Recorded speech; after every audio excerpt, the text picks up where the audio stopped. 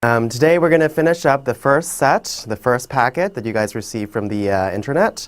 It's going to be section 8 of the first packet, so if you can turn to section 8, and we will go over the 16 questions here, the 20-minute section, slightly shorter. But it's very good to still be wary of the fact that you can get, questions wrong and make mistakes. So always try to find what the concepts are that are relevant to the question and then work your way through the questions, okay? All right, let's get started. So number 1. This question is about Heather, okay? So Heather is running, okay? She must be a runner. I wonder if she's doing the marathon. It doesn't seem like she's doing the marathon because she's just running like 3 miles and she's running only like 45 minutes. So she's not doing the marathon, conclusion is. In this type of question, it says 3 miles in 30 minutes. So the first thing you want to do is to find the rate at which she's running, okay? So 3 miles. So what was the equation for the rate? It's distance over time, right? So it's 3 miles over 30 minutes, which is 0.5 hours, right? So this will give you 6 miles per hour, okay? 6 miles per hour, that's how fast she's running. Now, she ran at the same rate for 45 minutes, okay? So you're using that equation in reverse. So 6 miles per hour times time will give you the distance, right? So time will be 3 quarters, right? Because it's 45 minutes, right? So this will give you 9/2 miles, which is 4.5 miles. Okay? Now, so the key thing to remember here is that you're using the rate equation to find the rate. So the distance divided by time will give you the rate. So using that rate, you multiply again the time to get the distance that you're looking for. And that's how you get the answer. Okay? Very simple, right? All right, next question, number 2. An algebra question, 2m in brackets k is equal to 6. And it's asking for mk. Now, this is the most simple question that I've ever seen in my life when I'm dealing with SAT math questions, okay? So, it's going to be what? This is the same as 2mk, right? 2m multiplied together first, is no different from multiplying mk first and then multiplying 2, right? So we're going to have 2mk is equal to 6.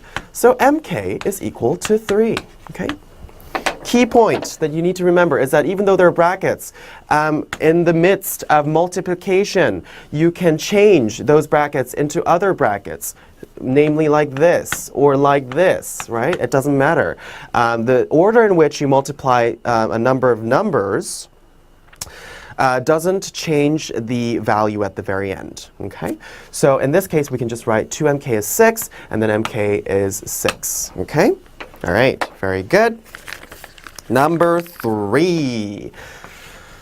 So these questions are questions that you can't get wrong, okay? So it's very sort of simplistic questions that, are designed to give you scores, okay? These are more of the easy questions, okay? Now, if 3 times a number is equal to 3/2, what is the number? Now, you see the phrase a number. What should you do when you see the phrase a number? You set it to x, n, r, s, t, a, b, c, whatever you want, right? A variable is what it has to be, okay? 3 times a number, let's say n. 3 times a number is equal to 3/2. What is the number? N is equal to 1/2. Okay, very, very simple. So, key point is that you have to set a number as a variable. That's all you need to do, and then it is the first order equation solving process. All right? Okay, very simple. Let's go on to number 4. You see a figure like so. A square, I believe, and an equilateral triangle.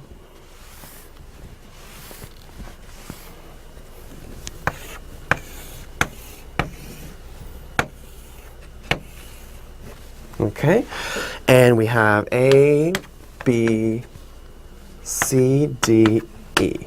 Okay, that's what we have here. And it says CD is an equilateral triangle, and ABCE is a square with an area of 1, right? This area is 1. Okay? What is the perimeter of polygon ABCDE? Now, so if the area is 1, because this is a square, the length of one side of the square has to be 1. Right? Because 1 times 1 is equal to 1. Okay? Now, because this is also 1 and this is an equilateral triangle, this has to be 1 as well. Okay?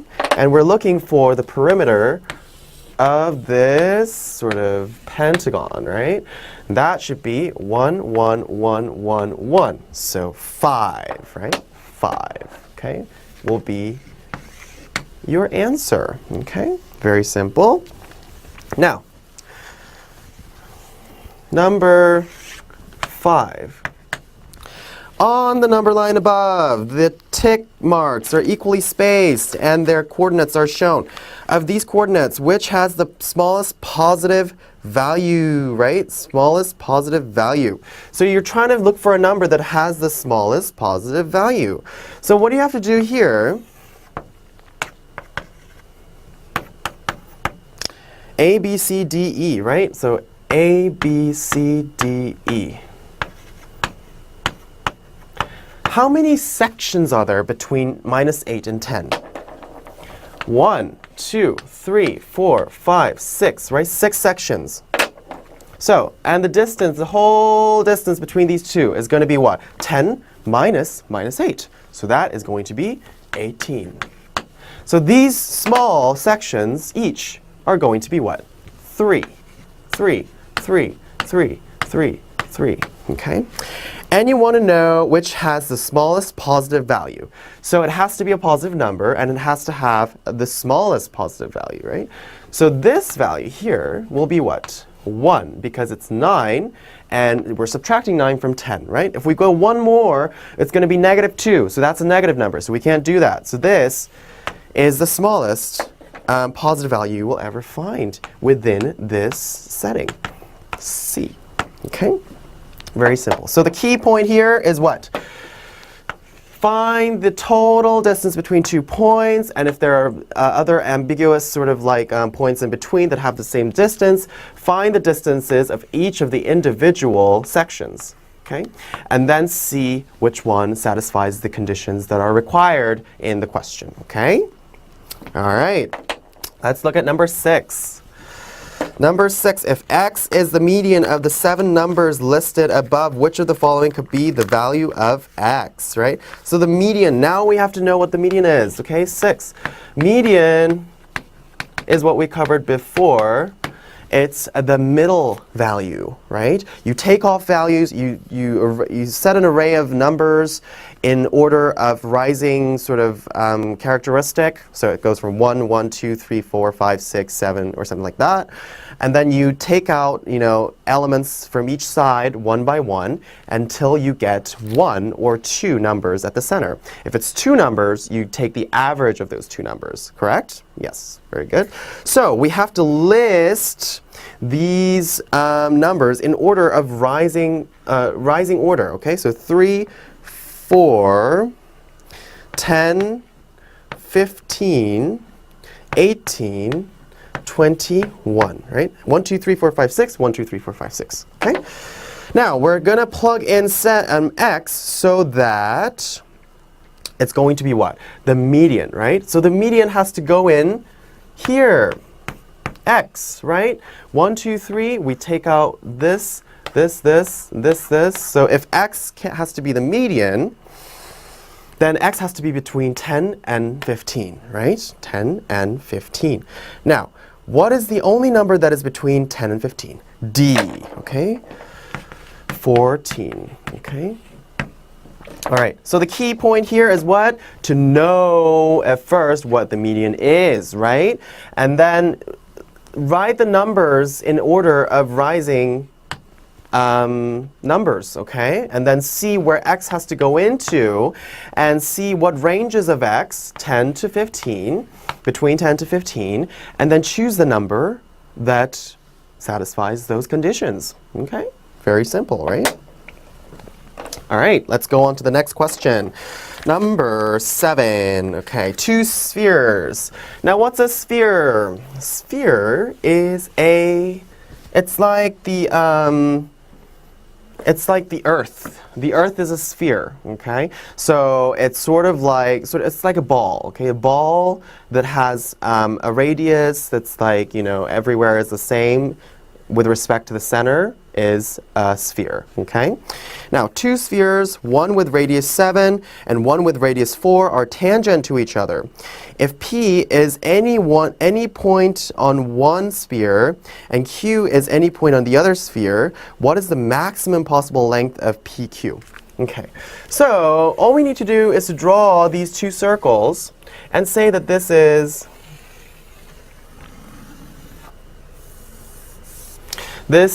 a sort of a section, a bisection, okay? A cross-section of these two spheres, okay? Now, this is 7, and this is 4, okay? What is going to be the 2 points? 2 points are going to be P is on one sphere, and Q is on the other. What is going to be the maximum distance? They have to be as far away from each other as possible. So you have to pick this point here and this point here, as far away as possible, okay? That will give us what? 14 is the diameter here, and then 8 is the diameter here. So 14 plus 8 will give you 22, okay? Key point here is to notice that the furthest point is going to be on each end of the spheres, okay? Each end of the spheres. And then calculate the length of the diameter of each of the spheres and then add them together to get 22. Okay? All right. All right. So let's look at number 8. The first table above shows the number of premium members at 2 video rental stores. Okay? A and B during the years 2000 and 2002. The second table shows the average number of video rentals per premium member at store B during each of those years. Okay?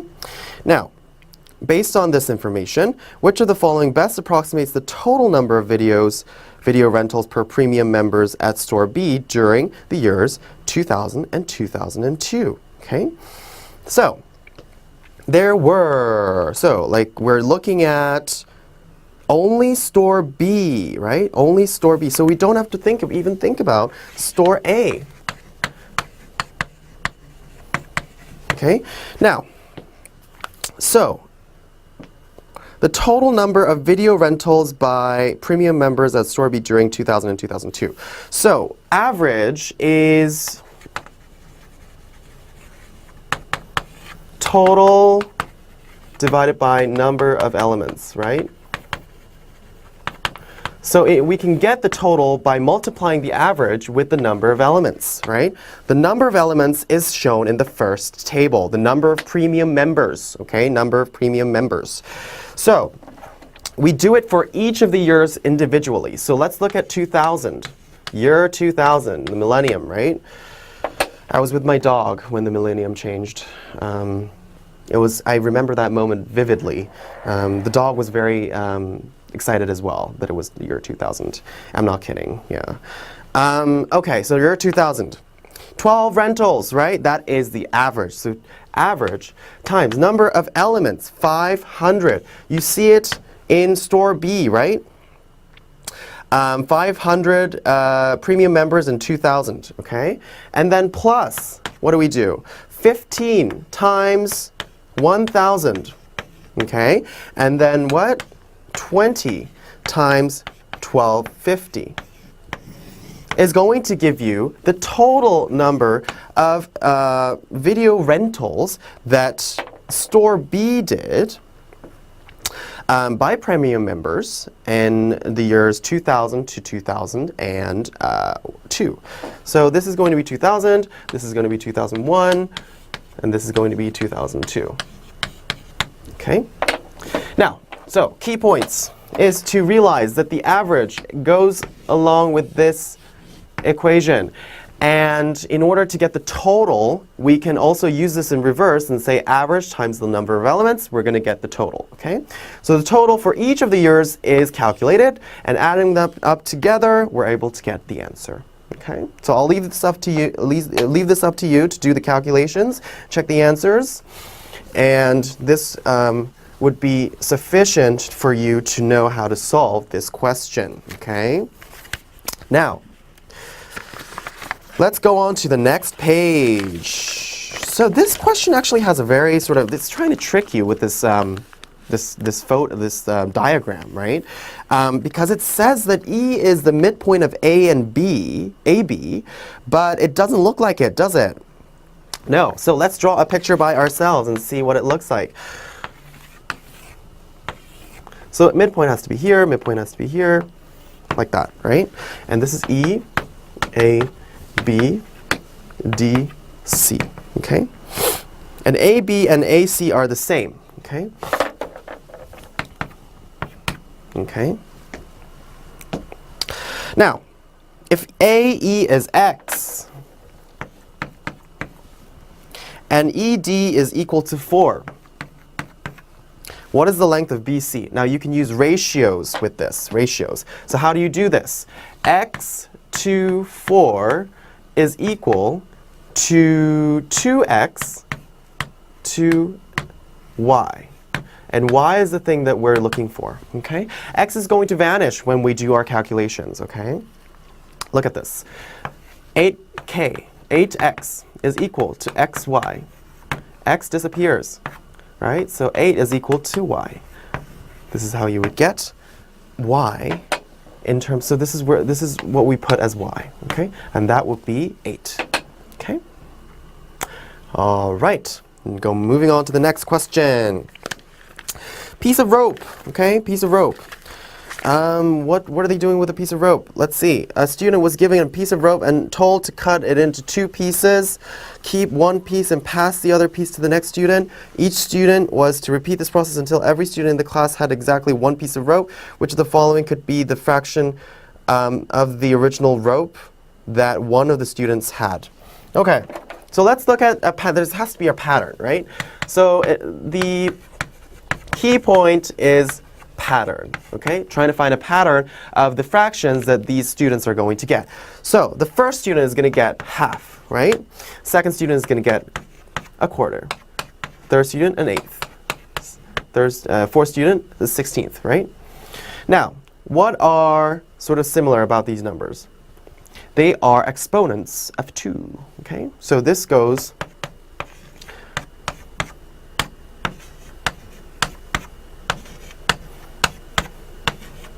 like this. So you have to find a number that has a denominator of 2, exponent that has a base of a 2, okay? Base of a 2, which is what? C, right? The only answer is C, 1 over 16. We actually wrote it down here. We didn't even sort of have to extrapolate to larger numbers, okay? All right, so that is how you would approach this question, is to find the pattern and see which of the answer choices fits this pattern, and find that and say that's the answer. Okay? All right. Number 11. Which of the following is the graph of a function f such that fx equals 0 for exactly 2 values of x between -5 and 5, right? So it has to be 2 values. So it means that if there is -5 and 5 here, the graph has to touch the x-axis only twice within this range. So what was the first step to realize is the range. We have to notice what the x range is, and that is -5 to 5, okay? And it's between -5 and 5, so it can't involve the values of x equals -5 and 5, okay? Now, so you find a graph that touches the x-axis only 2 times in this region. What would that be? That would be D, right? A doesn't touch anything at all, right? It doesn't touch the x-axis. B touches the x-axis at -5, so technically it doesn't touch the x-axis between -5 and 5, right? C touches it 3 times. E touches it once at 5, but it's also at 5, so that wouldn't count. Okay? So the answer would be D. Okay? All right. So key point here is to realize first the x range at which we are looking at, which we are interested in, and seeing if it says fx equals 0, this means that it has to touch the x-axis, because this means that the y is 0. This is y. Okay? And you see how many points at which the graph touches the x-axis, and count them and see which one has 2. Okay? Very simple, right? Now, moving on to the last page, number 12. Number 12, number 12, number 12. All right. If x is 20, let's draw this little sort of star-looking thing here. Okay. And this is y, this is x, this is z, this is x, right? X is 20, y is 30, right? What is the value of z? Okay. Now, what shape is this? 4 sides, quadrilateral, okay? Quadrilateral. So what is the sum of the angles of a quadrilateral? 360, right? So we can get this angle because we know the other 3, okay? The other 3 is 40 and 70. So 360 minus 70 is what? 290, okay? 290, right? Now, z would be what? 290 plus z is going to be 360. So z is going to be 70. Okay? Simple as that. Okay? So the key point here to remember is that the angle, the sum of the angles of a quadrilateral is 360. Okay? And then you can get this angle, the other angle, and then because this is a whole sort of like a 360 angle, we can get z from the difference. Okay? All right. All right, so let's look at 13. If x and y are integers, and 7 is smaller than y, and y is smaller than 16, and x over y is 2 over 5, how many possible values are there for x, right? All right, so they're all integers, and y is a positive integer that is between 7 and 16, right? So let's just change this sort of equation into the form of this. X equals 2 over 5y, right? We can change it to that, right? And then because they're integers, y is only going to be what? 8, 9, 10, 11, 12, 13, 14, and 15, right? And then we're putting these values into this equation to see how many possible values of integer x's exist. Okay? Now, so it has to be divisible by 5, doesn't it? Has to be divisible by 5. So the only ones that would work would be 8 wouldn't work, 9 wouldn't work, 10 would work, 11 wouldn't work, 12 wouldn't work, 13 wouldn't work, 14 wouldn't work, 15 wouldn't work. So the answer would be 2, where x is an integer. Okay? The key thing to remember is you should be flexible with changing these types of equations into a simple format that serves our purpose of finding x. Okay? And realizing what types of values of y's are available to put into this equation. Okay? And after doing that, you see which ones actually give us an integer value of x. And that gives us 2. Okay? All right. Now, let's look at 14.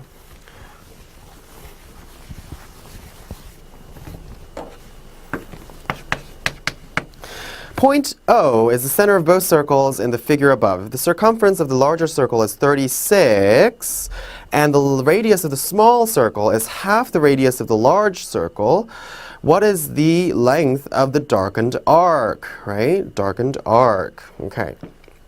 Now, so 36, right, is the circumference of the large circle, right? So 36 equals 2 pi large r. I'm going to put it as large r because it's the large circle, right? We want to get the radius of the larger circle first, okay? Now, what would that be? 18 over pi equals r. So we get the radius of the larger circle, right? Now, so because the smaller circle has half the radius of the larger circle, we're going to have to divide this by 2. So small r is r over 2 equals 9 over pi, okay? Now, what do we do here?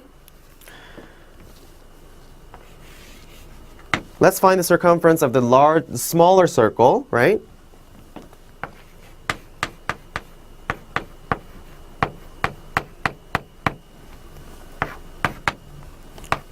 $18, okay?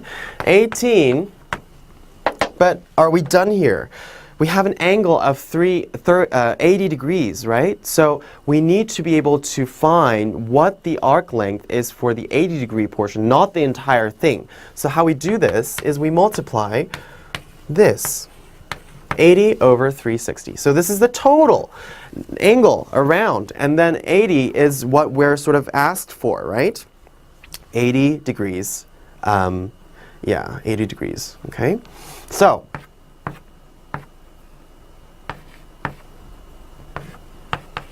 let's try to simplify this a little bit.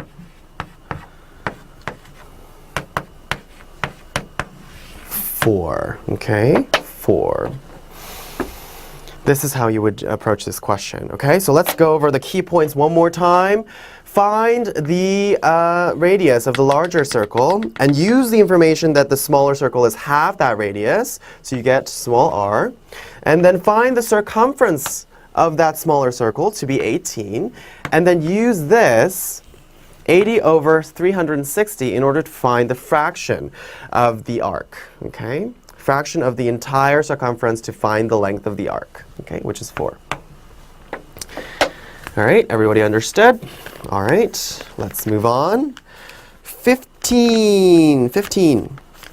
Now we're looking at a graph here, okay? We're looking at a sort of a graph, right? The graph above shows the number of George's unsold candy bars over a 10-day period. The points on the graph all lie on which of the following lines? Okay? Okay. So,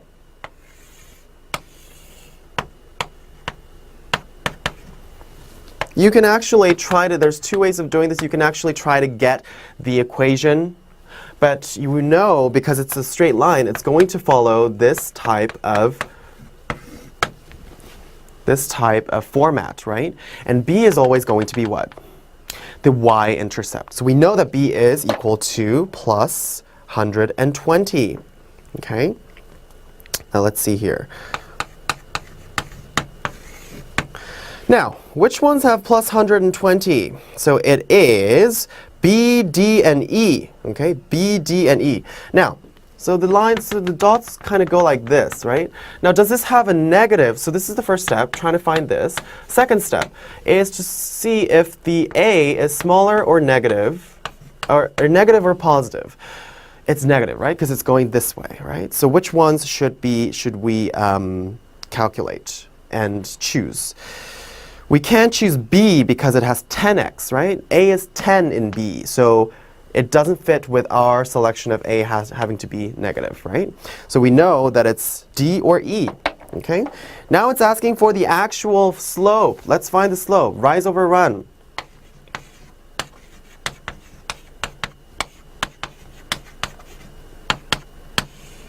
Rise, minus 120, right? Because it went down minus 120. And then it went 10, so minus 12. Okay, so that would give us the answer of E. This is A. A is equal to minus 12. B is equal to 120. This gives us E. Okay, now key points here. You always have to remember that the linear equation follows this format, y equals ax plus b, okay?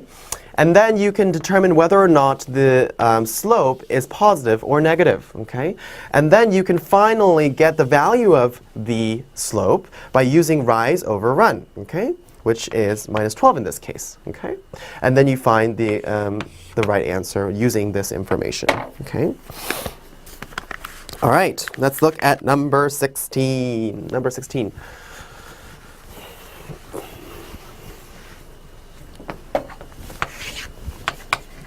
Okay, let inverse triangle colored in triangle x, right, be defined as x plus 1 over x, right, integers, for all non-zero integers x.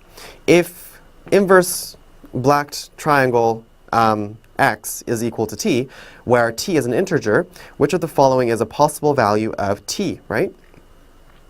So, this thing right here is x plus 1 over x, right? And this is t, right? So, in order to do this, what would be a good way to do this? What is a possible value of t is the question, right? Now, so what we want to do here is to find whether or not, one, we're going to go through all of the answer choices and see which ones are going to work in this sort of format, okay? So, would 1 work? Let's see here. So, let's see. So 1.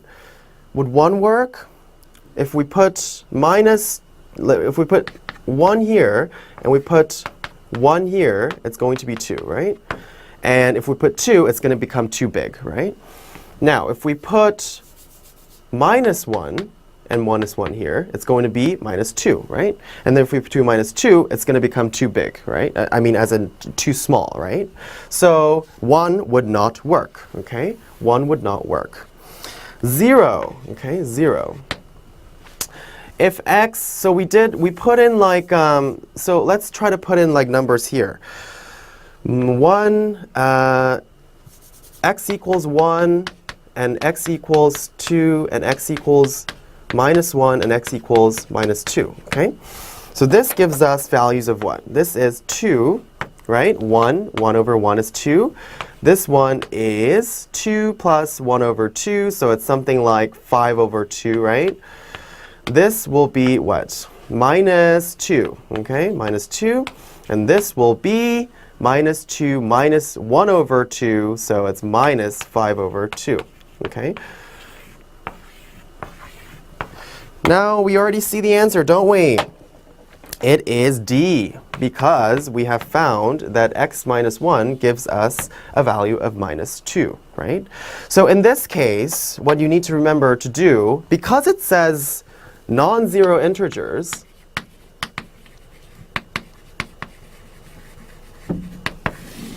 you want to try numbers that are close by the 0 and see if they work with any of the answer choices. And then if it doesn't work, you go further and further and further.